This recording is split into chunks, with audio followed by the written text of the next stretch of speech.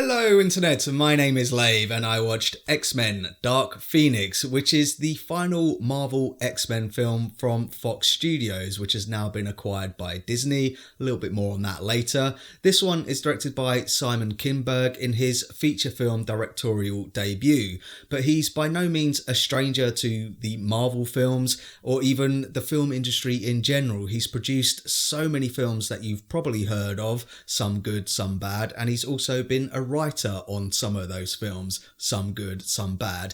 Most interestingly, he also was a writer on X-Men The Last Stand, the first attempt at the Dark Phoenix story. Now he's at it again. This time it's set in the 90s with the younger generation of actors established from X-Men First Class, Days of Future Past and Apocalypse. This time Jean Grey is infected with a cosmic power from space, more in line with the comics, which juices up her powers and her emotions to uncontrollable levels, so the X-Men must save the world by fighting one of their own. Now I must admit I wasn't excited to go and see this one based on the trailers, which did give away a huge spoiler in the film, which I'm not going to talk about. This is going to be spoiler free. I'd also heard through the grapevine that this wasn't a good movie, so I really wasn't looking forward to it. Normally I don't read any reviews or watch any other movie reviewers on YouTube because I don't want to be influenced by them.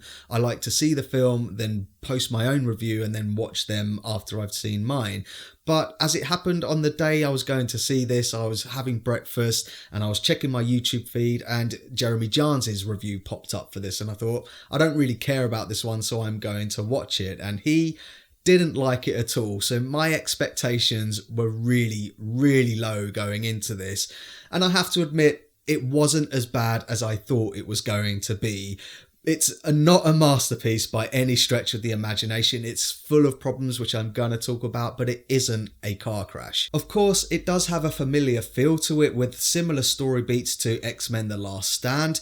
We find out again that Charles Xavier has a moral grey area, psychically suppressing Jean as a youngster to try and protect her and those around her, which isn't that surprising considering it is being adapted from the same source material. But if you leave that to one side, this film is full of the same X-Men tropes, especially with regards to Magneto, who has exactly the same story arc as we've seen from the last two X-Men films that he's been in. He starts off in a relatively good place and then he gets drawn back into the fight for emotional reasons. But you know what? James McAvoy and Michael Fassbender still give the best performances in the film, and they're still the best thing about it, even though we've seen it time and time again. Again, it falls into similar territory that X-Men The Last Stand explored, with Charles Xavier's moral compass being a little bit skew-whiffed, which I didn't mind at all. At the end of the day, it's the lesser of two evils. I didn't mind that so much, but it's the fact that his ego seems to have got the better of him, kind of in the same way as we found him in X-Men First Class, but he was a young man back then. He's older, he's more experienced now, and he seems to be kind of getting lost in his ego. He's got a direct line to the president and he's living a kind of celebrity lifestyle. So that was kind of weird, but he's still really good in it. James McAvoy and Michael Fassbender as Magneto, they're still the best thing about the film. Performance-wise, the top-tier cast do the best with what they've been given. I liked Sophie Turner as the title character. I liked Nicholas Hoult as Beast, whose heart actually overrules his head in this one. It isn't going to please everyone, but I kind of liked that they do something different with Beast. Like, he loses some of his logic and some of his emotions take over. I kind of liked that. I guess the only exception to it all is Jennifer Lawrence's Raven. Now, arguably, she has been phoning it in ever since Days of Future Past, but it is kind of hard to tell if she really is trying in this one because some of the dialogue is legit terrible and she has some terrible scenes, and I can't quite decide if she has the worst line in the film or if Ty Sheridan's Cyclops has the worst line in the film. You'll know them when you hear them. Of the other returning cast members, Evan Peters is back as Quicksilver, and you do get another scene where he showcases his powers. It's not as good as the other films, and then he sort of disappears for the rest of the film, and the reason why he does disappear is because he trips over.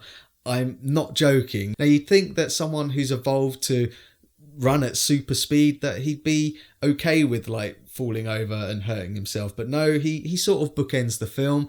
As a trade-off, you do get a bit more of Cody Schmidt-McPhee's Nightcrawler in some nice like hand-to-hand combat where he really shows his ugly side. I kind of like that, and I also kind of like the fact that you get to see Xavier out in the battlefield like doing his thing. And also Magneto gets to showcase his stuff as well, not in like the grandiose ways that we've seen before where he's lifting bridges or football stadiums. It's more kind of street level and he's just getting metal and doing some damage with it. So I liked that side of the film. There are some decent action set pieces in there. But for me, the film's biggest problem is the treatment of Jessica Chastain's character, who's part of an alien race who have come to Earth chasing this cosmic power and have the power to shapeshift in very much the same way as the Skrull in Captain Marvel's film.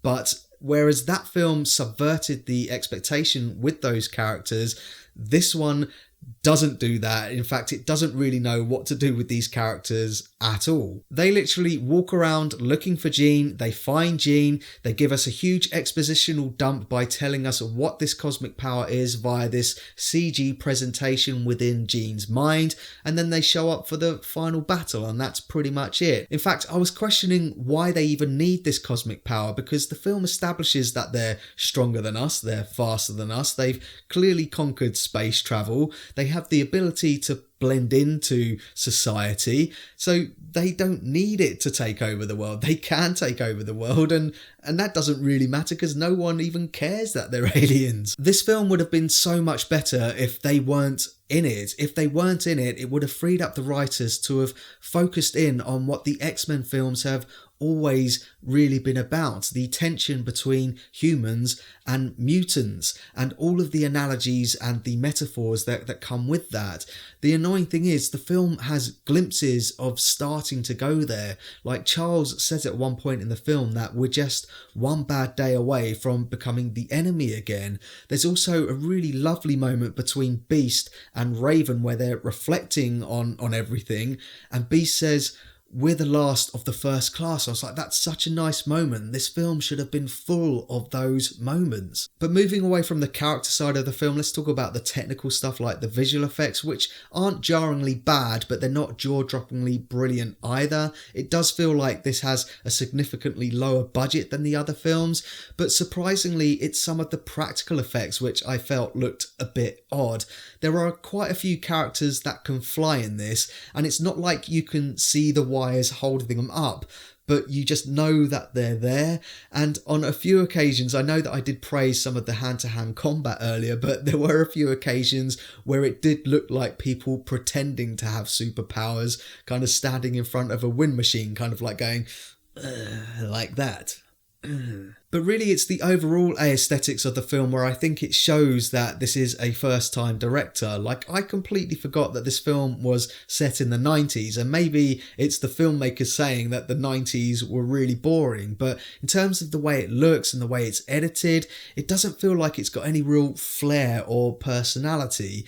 Like, the only example I can give without giving away any spoilers is a close-up shot of Sophie Turner as Jean as her powers are beginning to consume her and she blurs out of focus, kind of like Jean is fading away, and I was like, oh, that's kind of alright, but then she sort of comes back into focus and then sort of comes out of focus, and I was like, was that a stylistic choice or has the focus puller just fallen asleep? So that's my thoughts on X-Men Dark Phoenix, and pause the video if you want to take a closer look at my enjoyment tracker now. I guess the most disappointing thing about the film is its lack of closure. If anything, it feels like it's been left open for another one, when we all know that Disney, who have acquired it like in March this year, are probably going to reboot it and then integrate the mutants into the MCU. But maybe that's not their fault, because this was supposed to have been released last year, which meant they probably start production on it the year before, so maybe they were planning on doing another film. I don't know, so I don't know what all the reshoots were all about,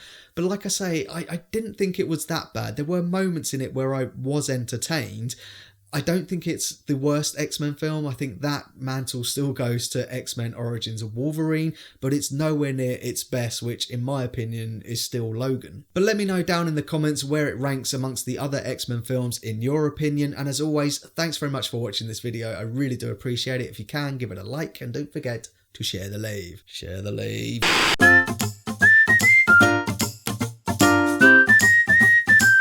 Subscribe.